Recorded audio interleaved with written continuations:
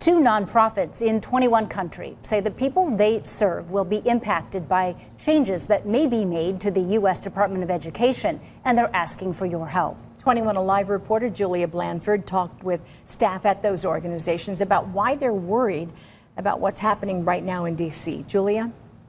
Heather and Linda, a federal judge recently blocked the Department of Education's decision to lay off 95% of staff in the special education division. But concerned parents and staff at both Gigi's Playhouse and Down Syndrome Association of Northeast Indiana, or DSANI, say they're worried about children with special needs' future. Hey,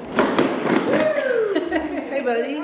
Holly Tonak says her son with Down syndrome, Nolan Erdy, is just like any other 9-year-old kid.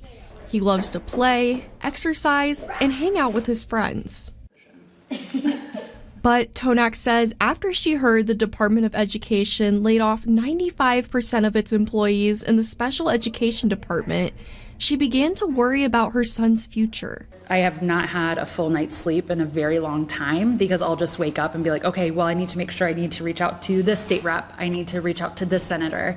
Even with things on hold for now, Tonak says she's still worried Nolan will lose his individualized education program. It's a legal binding document, and it states how much time he's in general education, how much time he's in special education, what's his least restrictive environment for him so he can thrive and become the best version of himself. Without it, she says Nolan might have a more difficult time in school. And just because he has Down syndrome doesn't mean that he doesn't deserve the world like everybody else. And it's not just parents who are concerned.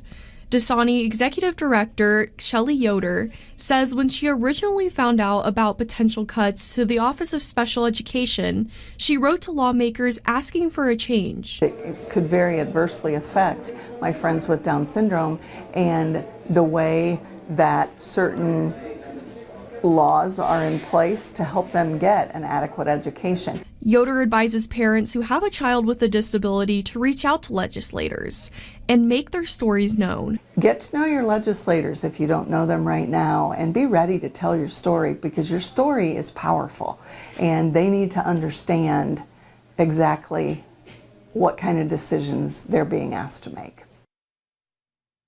Secretary of Education Linda McMahon blames the government shutdown for the layoffs. On X, she posted in part that the shutdown has, quote, forced agencies to evaluate what federal responsibilities are truly critical for the American people. Reporting in studio, Julia Blanford, 21 Alive News.